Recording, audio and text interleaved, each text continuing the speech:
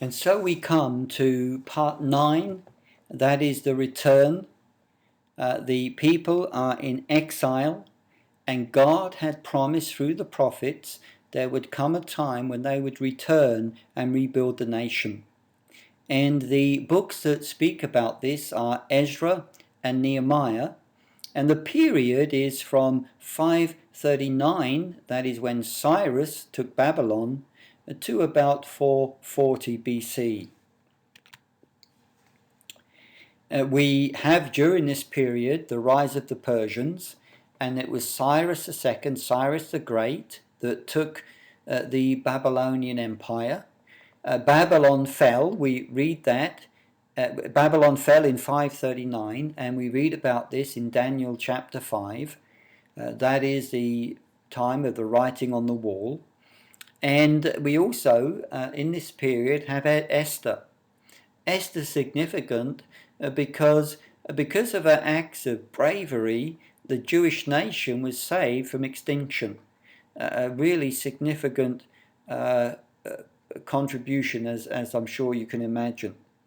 But it was Cyrus and the Edict of Cyrus that was made, that allowed people, Jews included, to return to, really it was all the displaced peoples that were able to go back and rebuild their cities and temples. And Cyrus wanted them to be offering sacrifices for him. The Persian Empire, you see on the map there, it's the biggest of these empires so far.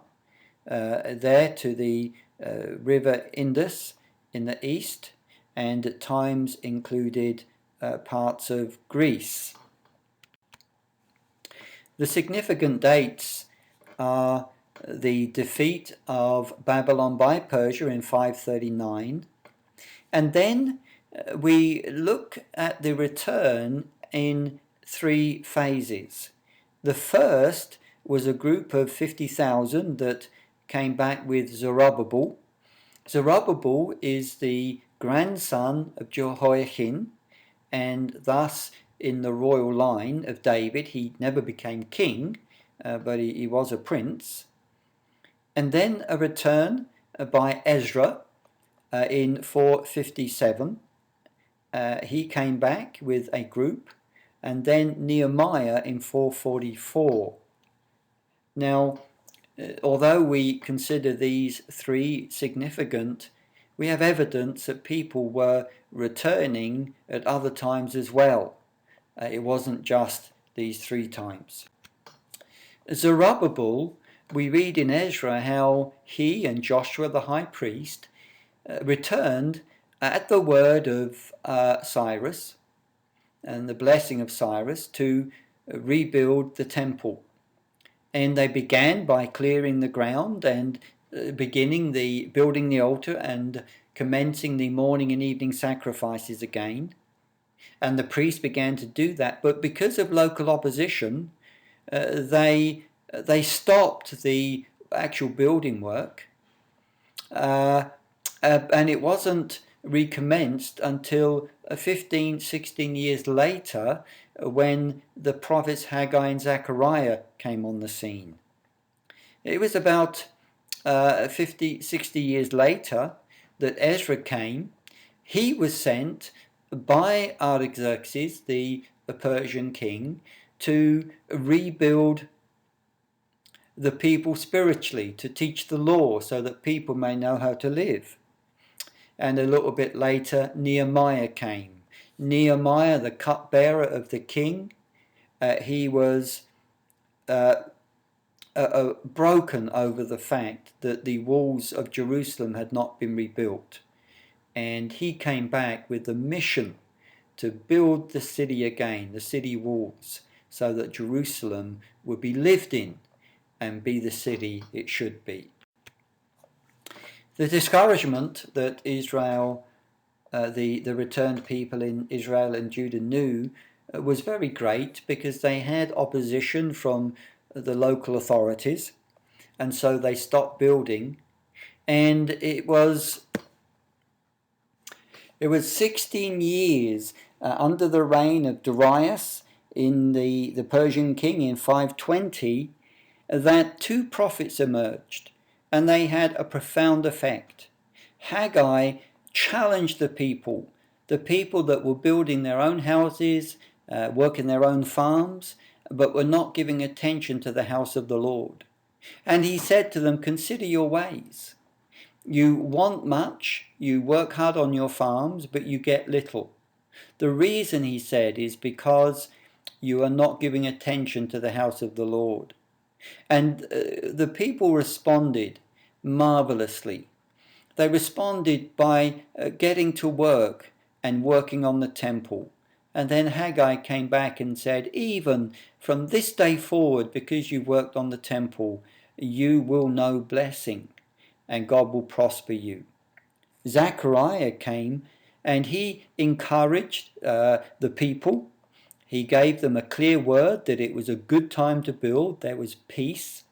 He had words for the Joshua, the high priest.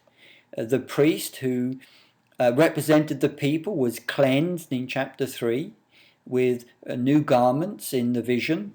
Zechariah was given a word that he would complete the task. But more than that, Zechariah talked about Israel's future. And the fact of building the temple was only a small part of something much bigger that God had intended for the people. And there's wonderful messianic allusions or inferences in Zechariah, both of the near and the distant future to him of God's glorious purposes.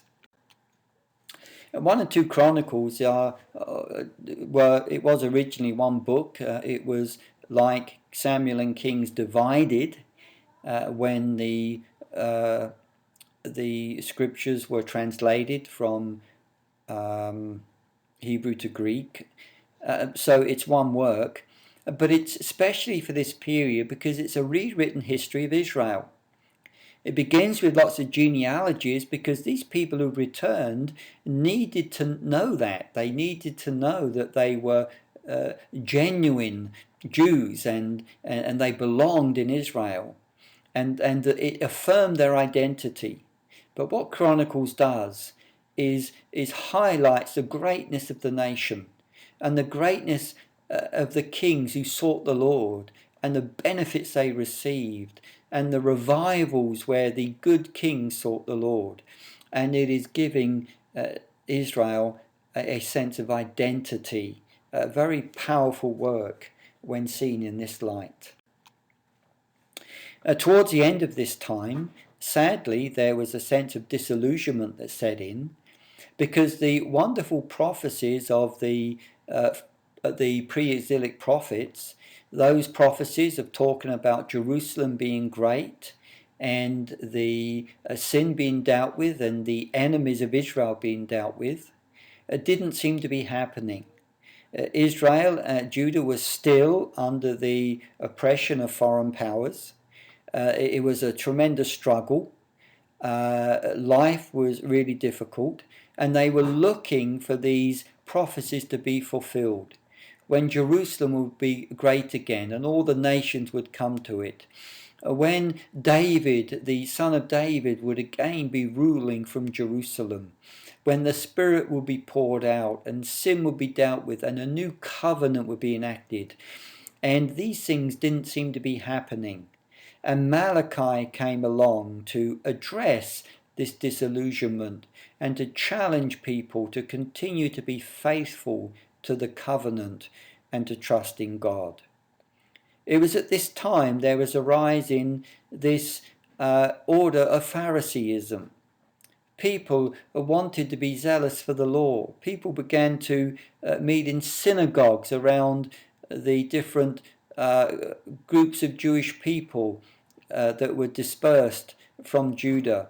And there was this hope that was growing, even in the disillusionment, a hope that the promised Messiah, the Son of David, the Anointed One, would come and indeed fulfill all of their hopes and expectations of freedom and Israel again being, as it was during the reign of David and Solomon, the centre of the world.